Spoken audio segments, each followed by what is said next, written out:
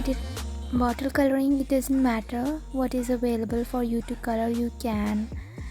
It could be a canvas, heart chart, different shapes of bottles, or different material.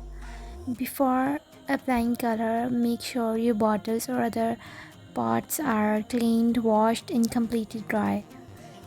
For coloring, acrylics are pretty good to give the coloring shades, especially because they are pretty safe to use for everyday painting.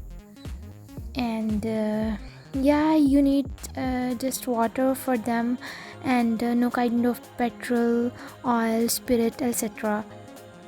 So it's the by the way, I do like keep shining wonderfully. Thanks for listening.